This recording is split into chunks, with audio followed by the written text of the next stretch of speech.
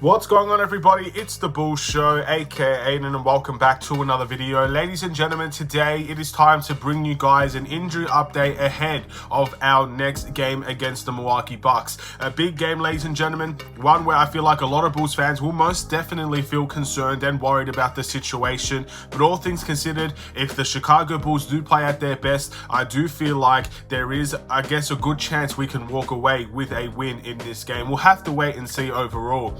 But before we get started, please like and subscribe to the Bulls Show. Turn notifications on and let me know in the comments below your thoughts about the Chicago Bulls and whether or not you think the Chicago Bulls have a chance to win in this Milwaukee Bucks game.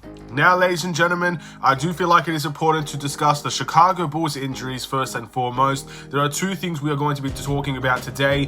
One is that Goran Dragic, who obviously suffered a left cervical stinger. I think I said that correctly. Basically, again, it was kind of an injury around his neck and whatnot. He is now listed as probable to play against the Milwaukee Bucks. Probable means there's a 75% chance that he will play this game, 25% chance he may not play this game. So all things considered, you're expecting Goran Dragic to be available and to play this game against the Milwaukee Bucks. I think that's great signs, ladies and gentlemen. Of course, I would absolutely love to see Goran Dragic play this game. But all things considered, we will just have to, I guess, wait and see what the outcome is. If he is going to take this game off, I would, again, if he's at risk of getting even more hurt than what he already is, I would much prefer he take this game off against Milwaukee and just go and play that West Coast trip, so we're not missing him for that West Coast trip, because I feel like we will need him. He has played out West before, he knows the current situation out West, and again, I do think you need some players like that to kind of know the differences between the East and the West and how they like to play. And we've got a lot of West Coast games, ladies and gentlemen. A lot of them are playoff teams as well. But also something that I don't feel like a lot of people know too much about is that Kostas Antetokounmpo was also listed as day-to-day. That's very interesting as well, but obviously a lot of people will feel like Kostas Antetokounmpo is not a threat to kind of play this game against the Milwaukee Bucks anyway. So many people might not really consider that as newsworthy, or many people will not care. But if you do look at the ESPN injury list, Kostas Antetokounmpo is listed as part of that as well. So very, very interesting there, ladies and gentlemen. But again, a lot of people might not see that as a big story just because he will most likely not play this game. Now, the Milwaukee Bucks side of things, I'm not necessarily sure about all of their injuries. I believe there are two players out, and I can't remember the second one to save my life, so I apologize to the Bucks fans that might be watching this video.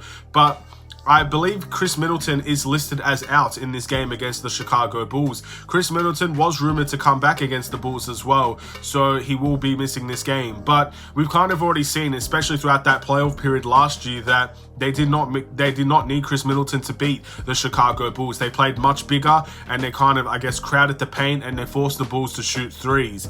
Now, I do believe in order for us to beat this team, we're going to have to take it to the paint. And again, I stand by that even from last year's playoffs. We're going to have to try and beat them out in transition. We're going to have to try and outrun them. We're going to have to try and create foul calls as well if we're going to win this type of game against the Milwaukee Bucks. Because I don't think we can win a shootout against the Milwaukee Bucks. Maybe on certain occasions we can. Maybe in a game like this where it's a regular season game, we might come into this game very hot from shooting.